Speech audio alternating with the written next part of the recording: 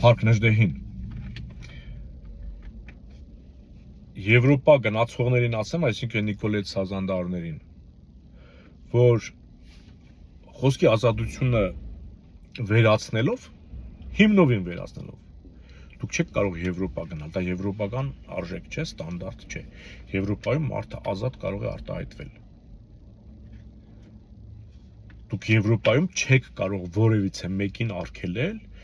ինչ որ մի նկար իր կրծքին կրելու, ինչ որ մի դրոշ իր հագուստի վրա կրելու։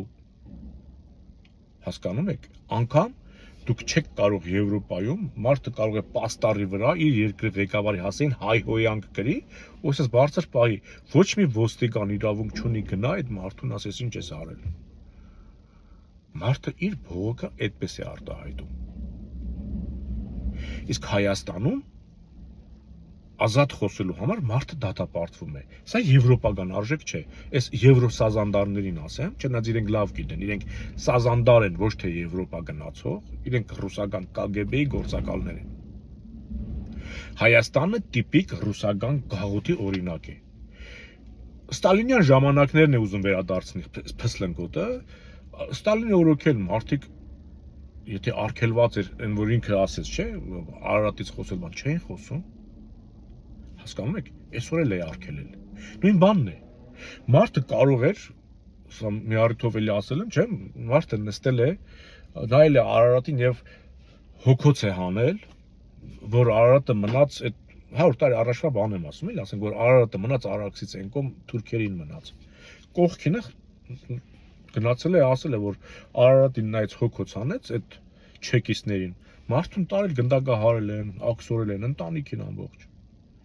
Դեմ ես, որ մենք Արարատը թուրքին ենք տվել։ Հիմա էլ մեզ Նիկոլը պարտադրում է, որ Արարատը թուրքինն է, ես դու դեմ ես,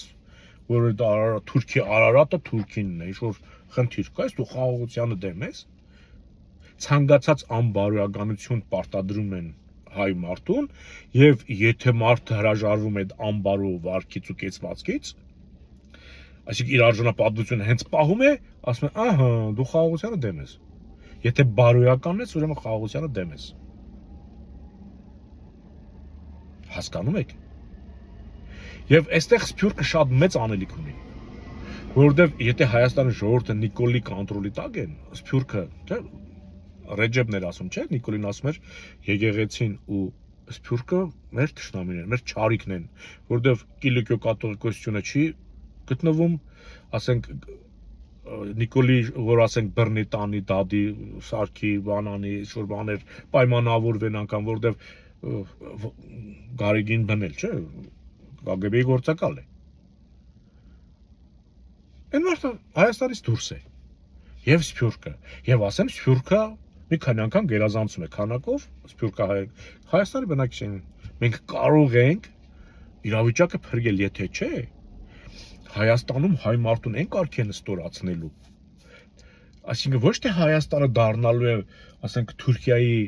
վիլայետ կամ Ադրբեջանի ինչ-որ հատված, ոչ, այլ հայ մարդն էլ դառնալու է ստրուկ։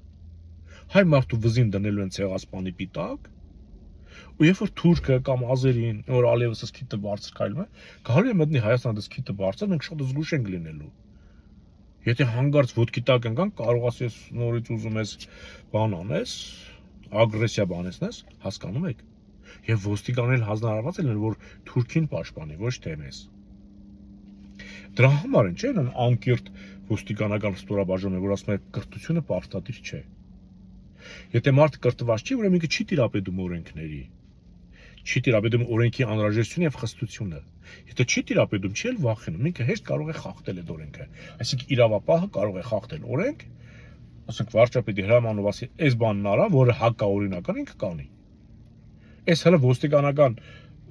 անկիրթ ստորաբաժանումները բացել են, հիմա արդեն անցել են առողջապահությանը։ Էլ բժիշկը կարող է 9 տարի չսովորի կամ 10 տարի, ինչին է պետք։ Ասեն, կարող է եկուս բերեն, ասենք, ինչ-որ մի վիրահատական բաժանմունքի ղեկավար դնեն, ասենք, էլի մի հատ սանիտարի քույրի կամ վիրահատություններ ասեն դու արա։ Ամեն ինչ արժեզրկում են։ Սա նաև բարոյազրկում է, սա նաև ժողովրդի նյարդային համակարգի վրա ազդում է։ սրանց վարկագիծը սա ծաղր է, էլի, հասկանում եք, ծաղր է թե կրթական համակարգին, թե պետական համակարգին, հասկանում եք, ցանկացած արժե համակարգի սա ծաղր է։ Սա քանդել, սա կազմաքանդել է նշանակում են կեղտոտ Լևոնի ասած։ Իսկ սա գրգռելու է մարդկս, նյարդայնացնելու է, բայց եթե չըմբոստացավ, ինքը հիվանդություններ է ձեռք բերելու եւ ինֆարկտ, ինսուլտ, չգիտեմ, եւ ոչնչանա գնա։ Նիկոլի քաղաքականությունը հիմա սա է. հիվանդացնել հայ ժողովրդին։ Կամ պետք է հիվանդանաս, եթե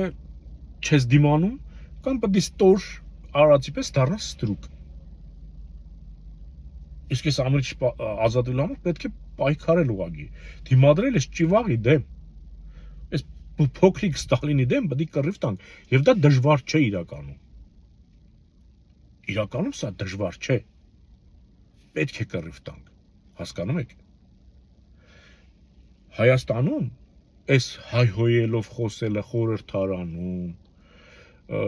փողոցում, չգիտեմ, նիստերի ժամանակ կամ եթերների ժամանակ, այս դոգեր, մոգեր, Նիկոլի օրոք են ծնվել։ Այն հանցագործ Սերժիկի, Լևոնի, Ռոբերտի օրոք, սենց ազատ մարդուն չէր հայհոյում։ Հասկանում եք։ Ոչ թե չէին կարող հայհոյել։ Արժանապատվությունն էր բարձր։ Հիմա սա դաշտը բաց է թողել, հետո էլ քննադատում ասում է կարայիք Սերժիկին հայհոյիկ։ Ինքը ստեղծել է մի իրավիճակ, որ մարդը հայհոյի, այնց է արել, որ բոլորը հայհոյեն, հետո ինքը ում ուզի հայհոյելու համար բռնի։ Ում ուզի տանի, ինքն է սա սարքել։ Çünkü երբեք Սերժիկը կամ Ռոբերտը իրենց թույլ չէին տա, ասեն, թող կաթողիկոսը իր եպիսկոպոսներին հավաքի գա, չէ, շատ կներեք Արնան Թամասը ստուգի։ Այս ինքն է հոանում։ Ոչ Լևոնը, ոչ Ռոբերտը, ոչ Սերժիկը, այս երեք հանցագործները, ես ասեմ, որ չմտածեք, ես իրենց աջակցում եմ։ Նիկոլը դրանց ծնունդն է։ Նրանք արցան բռնաբարելու հակում չեն ունեցել։ Իրենք գիրք չեն հրապարակել, որտեղ գրեն, որ ինքը երբեմն արցանին նայելուց ուզում է այդ արցանը բռնաբարի։ Ինչ լավ է, որ մայր Հայաստանի արցանը բարձր հիմքի վրա է։ Հասկանում եք, այս ամբարոյի կարող է մի օր տեսնեինք, մենք այս վիճակում ենք ժողովուրդ։ Ինքը բարոյախեղտ է արել, բարոյախեղ է արել մեզ։ Իսկ եթե այս պահի դրությամբ արդեն, իսկ եթե կա հələ Նիկոլական, դրանք անդարձ են արդեն։ Դրանց վրա չի կարելի աշխատել։ Իրենք անհույս են, իրենք ոչնչացված են արդեն։ Հասկանում եք, այն որ Էմանգուելին ասում էր, եթե ուզում եք ինձ մահացու վիրավորել, ինձ թուրք անվանեք։ Չէ, որ Նիկոլն ասում է, ամենևին չեմ վիրավորում, որից թուրք եք ասում, ինքը այդ ստորն է, իր աջակիցը, հիմա ասենք, եթե ուզում եք մարդուն վիրավորեք, ասեք Նիկոլական, եւ ինքը պետք է գեդինը մտնի, եթե աշխատող տեղ ունենա, ինքը պետք է ուղղակի գեդինը մտնի։ Եթե կուլ գնացինք, ոչ միայն Հայաստանն ենք կորցնելու, ոչ միայն ասենք մեր ինքնությունը, մեր արմատները, որ հետո արդեն վերականգնելը շատ դժվար է լինելու։ Մենք ստրկանալու ենք։ Մենք ստրկանալու ենք ազերու ձեռքին, թուրքի ձեռքին, ստրկանալու ուղակի։ Այն ոնց էր դարեր առաջ, եթե մարդու գույնը սև էր, չէ, սևականները մինչև դրա մինչև հիմա նեղված են, չէ, ասում են, եթե դու սև ես սնվել, ուրեմն դու Աստված քեզ ստրուկ է ստեղծել։ Թուրքերի ազերու մոտ, Իլհամի մոտ, եթե ասում ես հայ, իրան պատկերացնում եմ, հայը պետք է լինի այդ կարգի մարդ։ Ինքը մինչև օրս չի թաքցնում նա երեխու պես հրճվում է, որ 44 օրյա պատերազմ է հաղթել, բայց դա իր հաղթանակը չէ, մինչև նույնիսկ միջազգային, երբ որ միջոցառում է կազմակերպում, այդ բացման միջոցառմանը ինչ-որ տես բաներ է դնում, թե հյուրերի ինչին է պետք տա, որ ինքը հաղթեց բան, բայց ինքը չի հաղթել, էլի, հասկանում եք, չէ, ասենք ոչ իր գեներալներին են վստահել, թուրք մասնագետներն են եկել մարտերը կազմակերպել, իր զինվորներին էլ չեն, այնտեղից հիշում եք, չէ, ինչքան տերորիստ բերեցին Սիրիայից։ Իրեն չեն վստահել այդ կռիվը։ Ռուսներն ու թուրքերը կազմակերպված այդ կռիվը սարքեցին, կես 44 օրը մի կես նեգան, հա, տեսան չեն կարողանում կանգնացրին, այն էլ թղթով սարքին, որ դուք բարդվել ես, պետք է տաս։ Ալև այստեղ ոչ մի փեշակ չունի, բայց ոս քյութը տնգած ինքն է հաղթել, մեզ էլ վերևից է նայում, որովհետև Նիկոլը սենց է իր առաջ, մեզ էլ ասում է հանուն խաղաղության դուք էլ սենց ապրեք։ Ռհա։ Դու էլ քո Ալիևն էլ։ Պինդ մնացեք, արժանապատվությունը չկորցնեք։ Նրա խաղաղությամբ։